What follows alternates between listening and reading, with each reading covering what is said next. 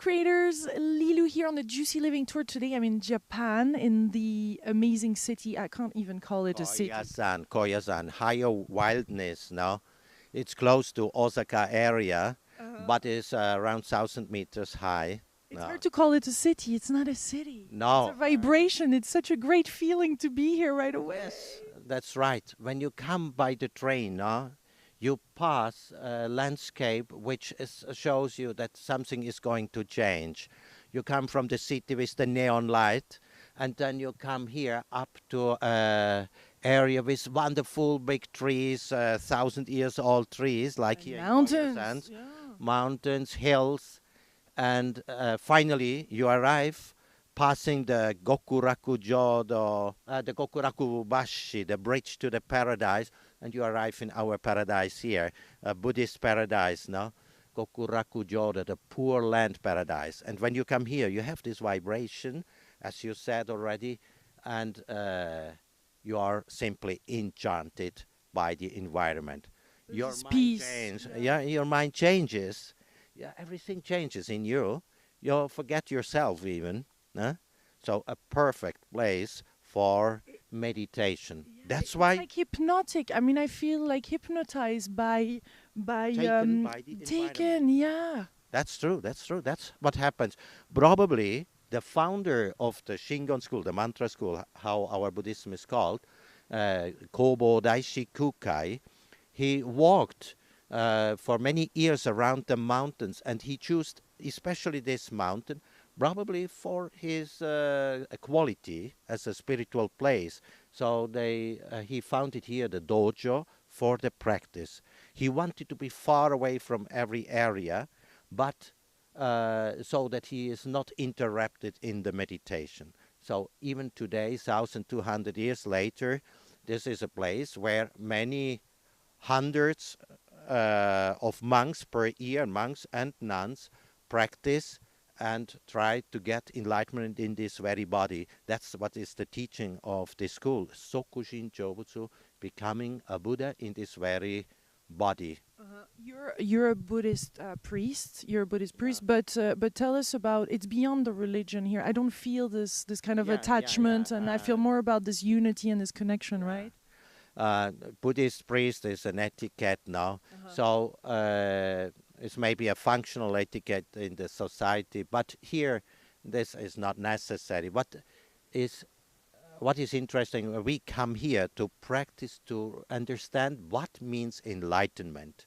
And so enlightenment is has many different definitions, philosophical definitions, whereas with the Shunyata theory, which says that everything is free of an eternal existence. So our life is seen as a process, continuous process. We are a baby, huh? You are a baby, then you grow with the body, change your mind. We are never a stable thing. So this is original Indian thought, this Buddhist thought. In each Buddhist school, it doesn't matter which kind of school you choose. I choose the mantra school, but it's the way how we meditate here now.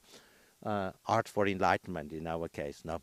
But let's say this one. The other definition of enlightenment is the praditya samutpata, which means that everything is interdependent, interrelated, self-organizing, each conditions each other. And so here, for example, we are now in the symmetry, which is spectacular with these 200,000 of stupas here, composed mostly of 5 elements. The earth, the water with a ball, no, a sphere. Then the fire is a pyramid form, and then the hemisphere refers to the wind, not air, like in Aristotle's thinking. It's the wind, and the tear form, which is the space. Now, these 5 elements, this characteristic of the 5 elements is present in the universe. It is present in our body. Space as silence or space as. No, space as the volume where everything is included. We can refer it to our body itself. So the earth would be the bones, the water, the liquids, the fire is that what keeps us alive, and the wind is our exhalation, no? Mm. No, for example. And then the volumes and the orifices are this what is considered space. And here, this characteristic you find also outside, not only in your body. Indeed, in Japan, for example, everybody becomes a hotoke, that means a Buddha. No? So, Once they die. yeah, when they die, they become a Buddha. So, Even non-religious Japanese believe that. it doesn't matter. It's not a question about belief. In Japan, there is no belief. In Japan, there is, after this, you become a hotoke. What is the beauty of the Japanese religion is that the people are not so religious, but they use religious form, and through the form they make the experience. We as Westerners, we always come with logics, with questions. No, we ask, and why and what. And the Japanese, if they make a It's easier question, for interviews, uh, especially. look, no, but this is so fundamental to understand Asian people. Mostly they would say, how shall we do it? How do we do it? How do we practice enlightenment? You can walk. So this place is, for example, a place for pilgrimage. Why is it a place for pilgrimage? Because Kobo Daishi Kukai, the founder, is here since 1200 years in profound meditation. Now you say, I believe it or not. It doesn't matter. Nobody cares about this state. No? But for some people who needs, for example, belief, this is a skillful means for liberation from suffering, from whatever attachments they have. No? So it can help. And for the other people who don't believe, they take the teachings and say, okay, walking is healthy. So they walk Shikoku Island, the 88 temples, which are dedicated to Kobodai Shikukai, and come up on Koyasan as the last station to, they say, Oremairi, to express their gratitude that they have survived the 1,200-kilometer walk. Now, so this is one way. There are thousands of ways of reaching enlightenment. Come a little closer. There is a so I'm staying tonight at your your My temple, yeah. and which is called. Okay, what is interesting in Koyasan is you can overnight in temples. That's so It's cool. called shukubo. Shukubo. So overnighting in a temple, it starts with this one that you are not served by ladies in kimono, but by young monks, novices who study here in the high school or university, or are simply here to make the practice. And what is an important element in Buddhism, in Mahayana Buddhism, which is Buddhism in Tibet, Mongol, China, Vietnam, Taiwan, and Japan, no, Korea. So is the altruistic attitude, not only me as a Buddha, but also you. So making, serving, helping the others to feel comfortable, to feel at ease. No, that. Japanese are like that too. Oh yeah, It's in the probably. culture too. Huh? I would say that Japanese, I consider always the highest civilized people in the world. They do not refer to Buddhism. If you make a question about Buddhism, maybe they say, "Oh, I don't understand," but they have it integrated in their body. In Japan, everything is going through form. That's fundamental. We in the West, we are more word-oriented and so, but the Japanese work, act through forms. So kata, the kata in karate, no, is one. Kata, the form, you learn how to behave through an etiquette, through choreography. Even in the Buddhist praxis here, we learn how to make the forms and so on. The clauses are a condition The monk classes, no, they give a condition, they give you a behavior, Yeah, no. let me ask you something that really actually burns me to know, because I see a lot of that discipline and that form, and from the outside, as French and passionate and kind of all over the place, we're wondering actually, and spirit, knowing that it's actually expansive and unlimited. I'm wondering, would how does that experience fit with their discipline to experiencing this infinite? Can they still, and they most Japanese, and they dare do they do that, or they need actually this kind of experience to really feel it? I make that the forms facilitate everything, Okay. no. Uh, I don't think that they think a lot about it. That makes them so free. If they are happy or not happy, that's another question. To become really happy in your life, that is the question about to understand your own mind as it really is.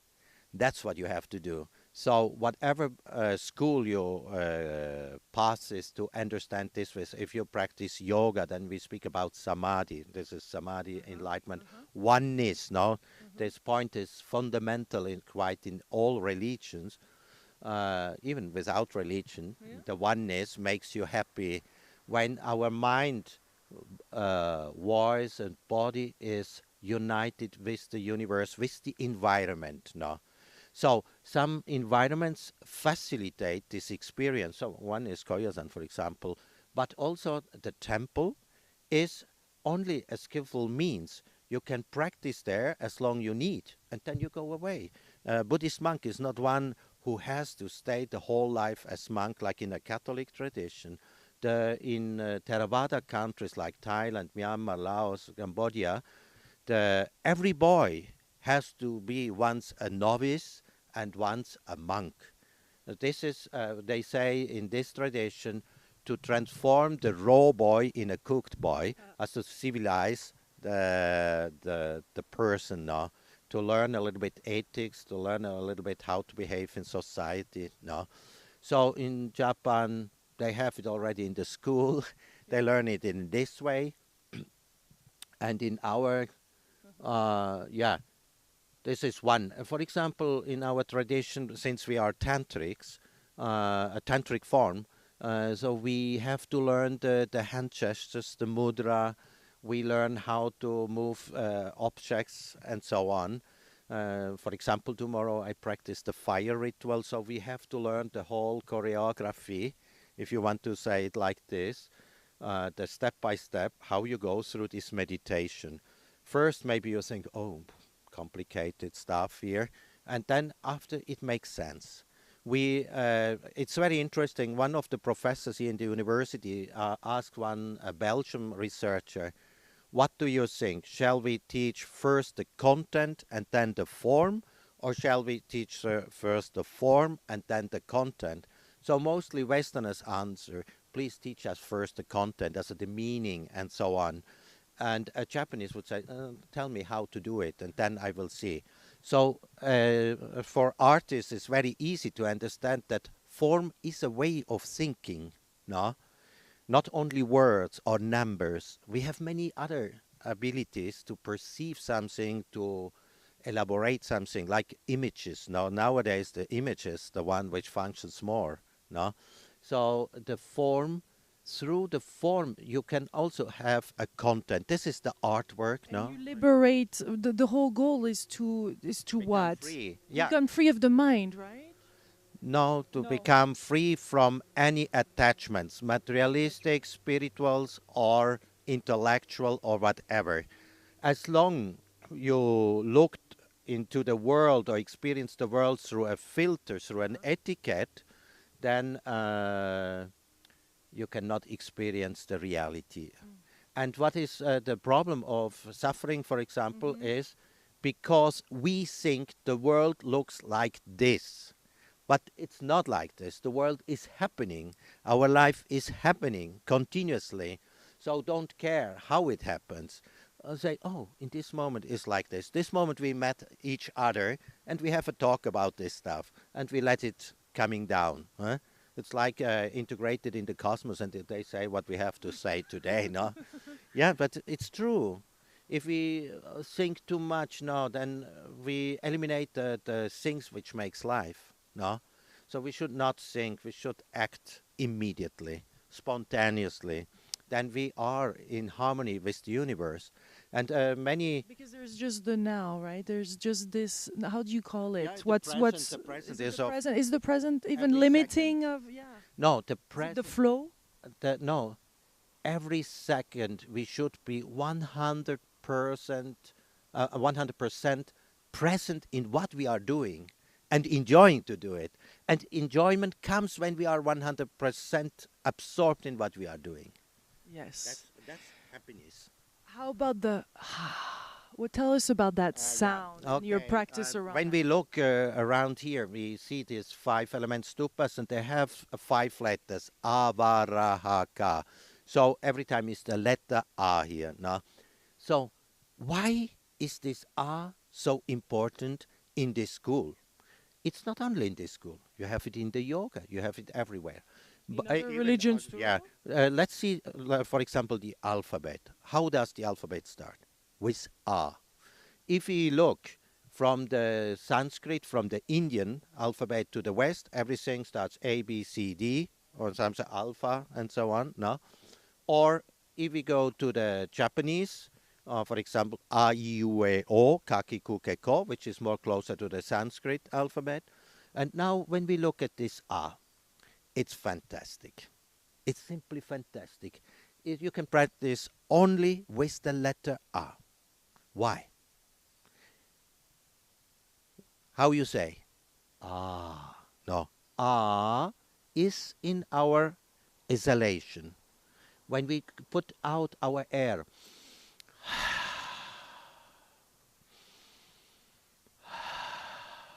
quite all form of meditation starts with respiration. Relax your body, relax your mind, look at your exhalation of the air, and you put the air out with the letter A. So, for the Indian thoughts, it was always the origin of all sounds. Eh? From the letter A, we can say O, because it's the exhalation which has this A. No? So, in the Shingon school, as in the mantra school here, A stands for enlightenment. Why? So, when we say exhalation A, we feel relaxed. We can chant the letter in most in the West. They chant the letter Om from the Indian yoga, and so Om. This vibration, this sound, this music, no, vibrates your chakras here, and so on. And here we say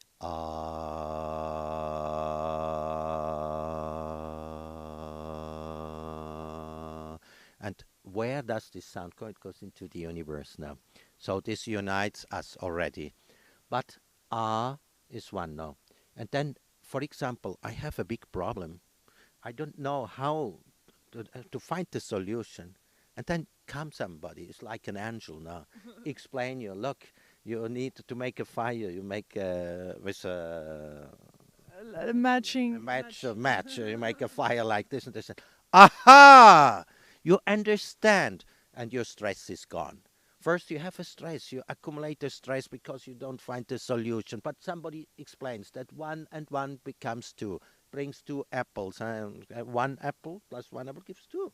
And then you say, aha, you understand. No? So this is a way how we release the stress. No?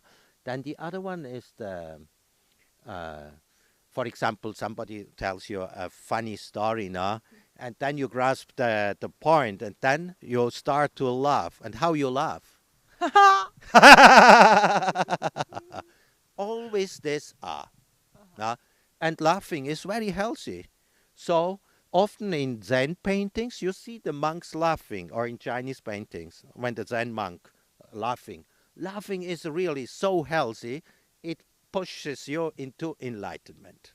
So, yeah, we talked about words. Now, the words conditions us. The language conditions us.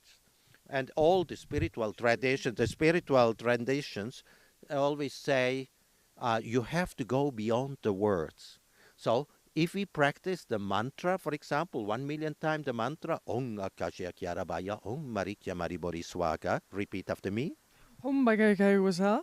No, okay. No, I Om, wouldn't want but to. it's very interesting. Yes. Look, Akashya Gyarabaya is the Japanese pronunciation for Akasa Garba. Akasa is the space, and Garba is the womb. No? Om Akashya Gyarabaya. Om Marikya Maribori Swaga. So, chanting this mantra, if my ego is too strong, I get crazy. If you have to chant it 1 million times, you get crazy. You cannot do it. You stop after 2 3 days. Huh? So what you have to become is one with the mantra, no, with the sound, with the rhythm. So when we do ah, we become one with the letter ah. Then we forget everything. In the Theravada Buddhism, they say shamatha, calming the mind, and so you become calm. And then with the time, you resolve all this dust which is in front of your mind, which cannot see the world as it is. Now you liberate this one, and then you are here again, here, but differently.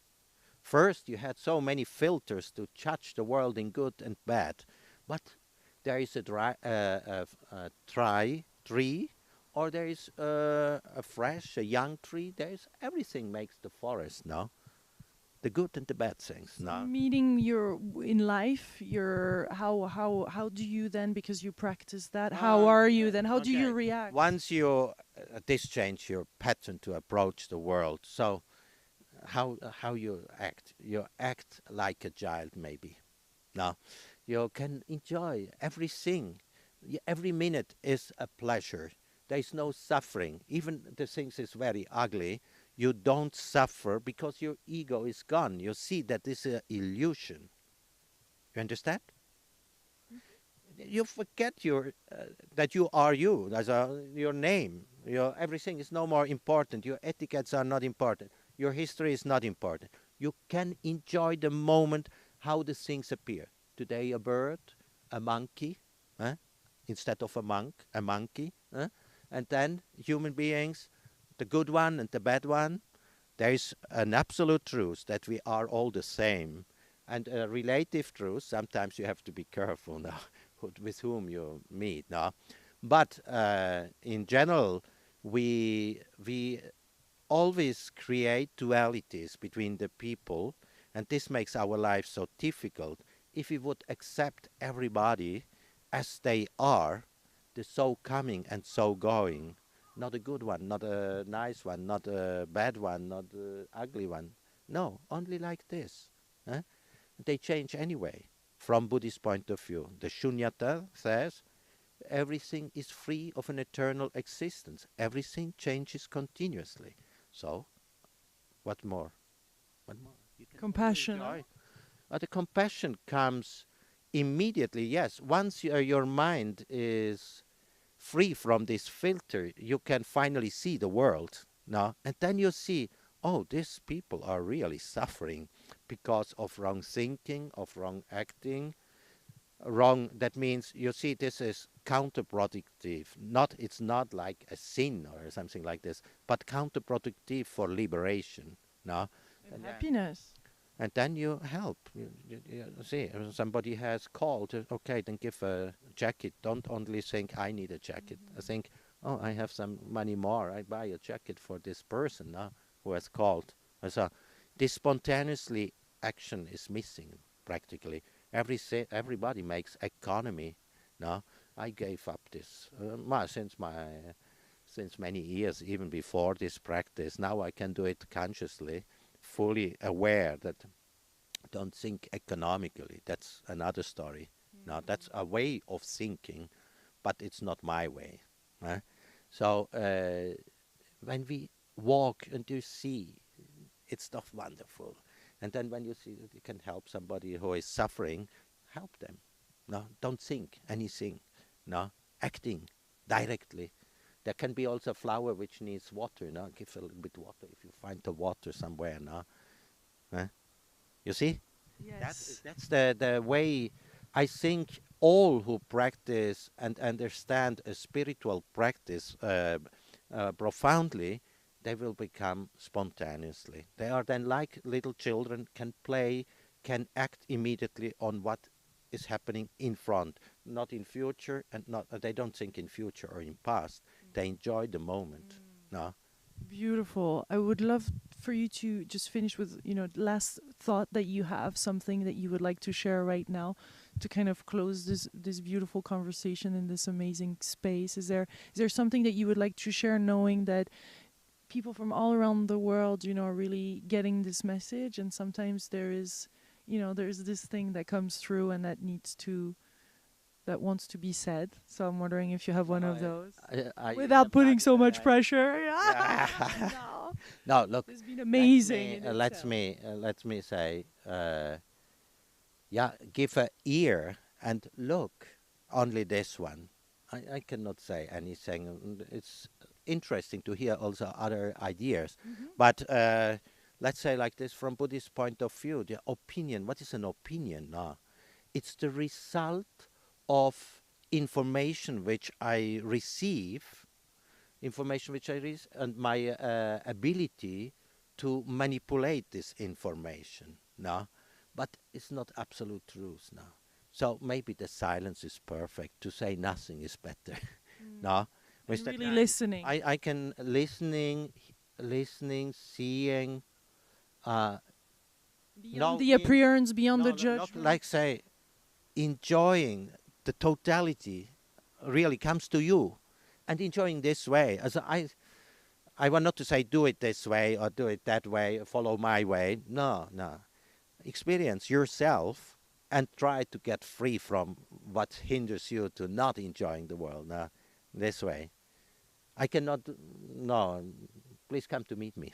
Yes, come to this amazing place, Koyasan. Koyasan. And as I would say, if you have not yet found another paradise, come to visit me here. This is amazing. It really has. I felt similar energy in Hawaii, also in Kauai, in the northern. But here it's really instantaneous, magnificent. Thank you so much. Thank you for this delicious time. I'm looking forward to the meditation tomorrow and so much more. And then I'm heading to. Now you have a nice dinner, vegetarian dinner, which will enchant your mouth, your taste. As Français, vous êtes gourmet.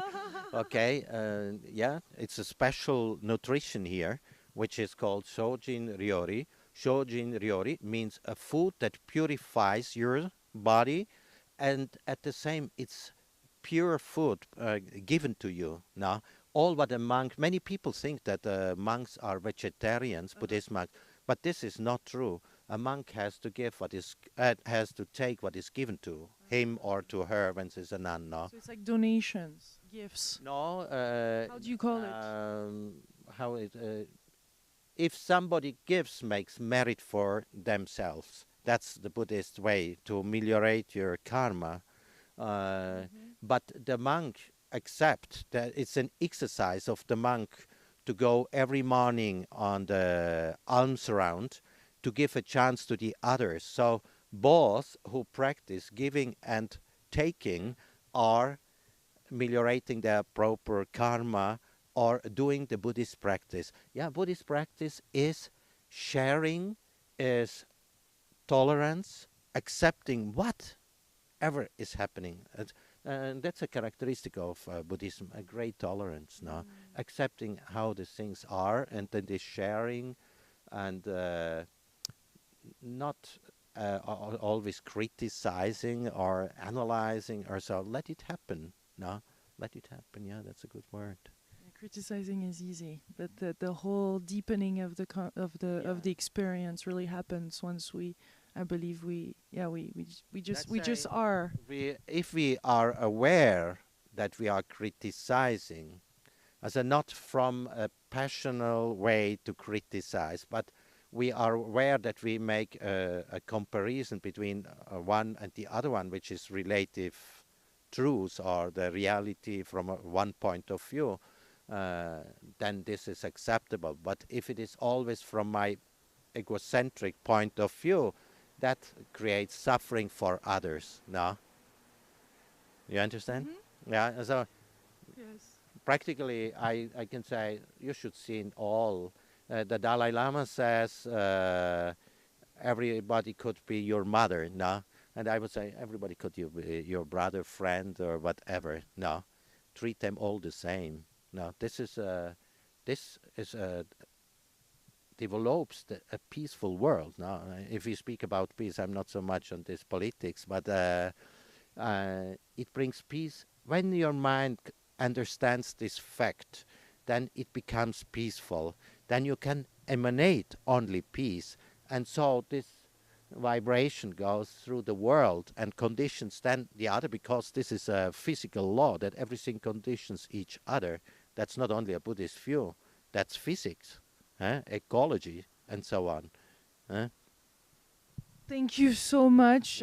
This was Yoshi. No, delicious, right? Yoshi. Oishi, oishi, Oishi. oishi. Ah, yeah, we spoke about Because food now. juicy. Oishi. Oishi, oishi, juicy. Oishi life. Yeah, no, yeah, yeah. It must have a good taste, your life. Otherwise, you Yeah. make something wrong, no? Thank you so much, You're Kurt, for this welcome. beautiful conversation. And I send you much love, my delicious co-creators, wherever you are in the world. Thank you for listening and sharing this video. I hope I gave you some good ideas. You did. This was awesome. Big, big kisses to you, my beautiful co-creators. We send you lots of love and beautiful energy from Yeah, this amazing space. yeah. Back to you. Much love. Come to visit.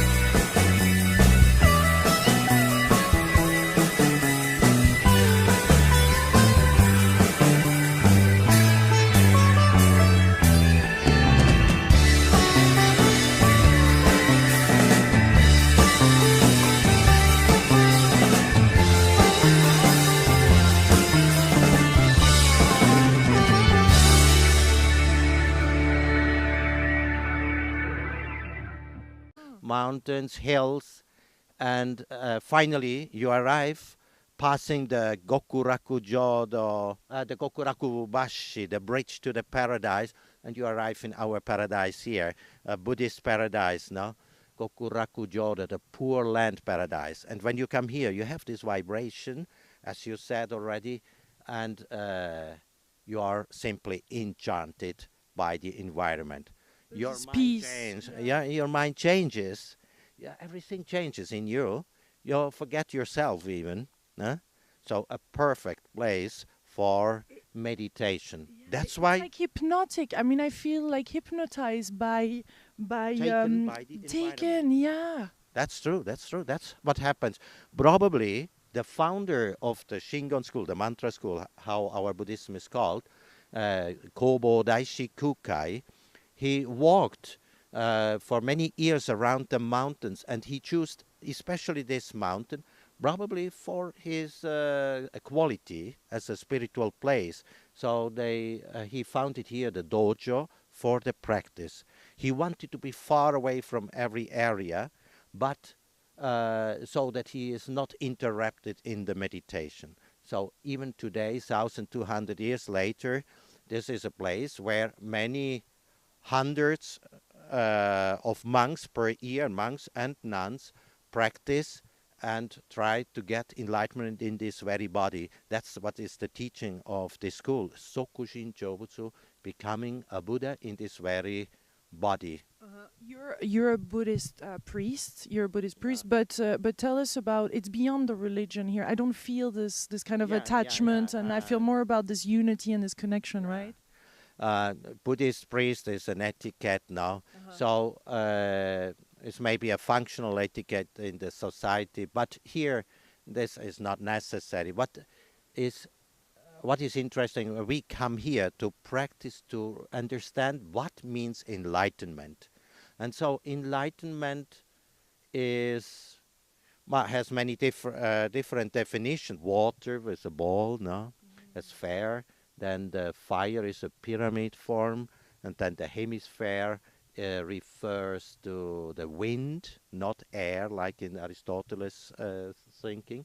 It's the wind, and the tier form, which is the space. Now, these five elements, this characteristic of the five elements is present in the universe. It is present in our body. Space as silence or space as... No, space as the volume where everything is included.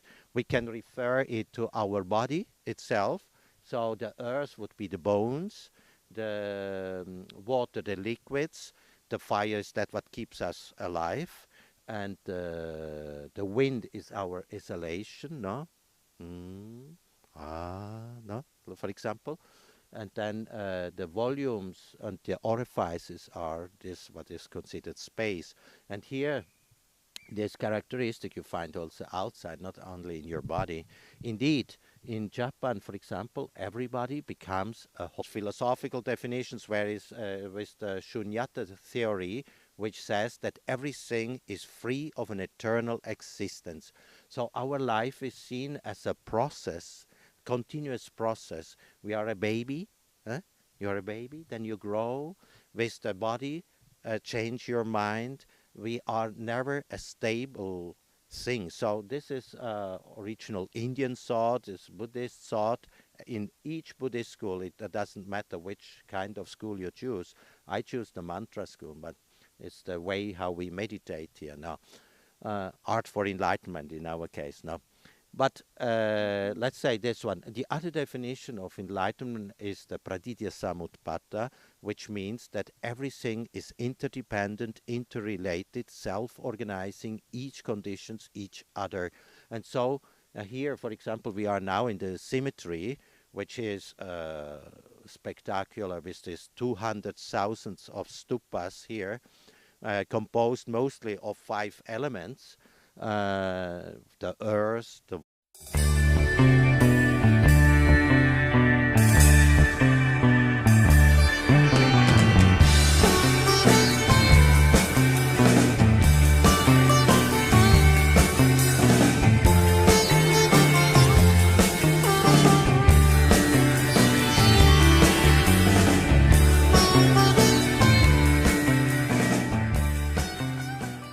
Hello, my delicious co-creators. Lilu here on the Juicy Living Tour. Today I'm in Japan, in the amazing city. I can't even call it a city. Koyasan, higher wildness, no?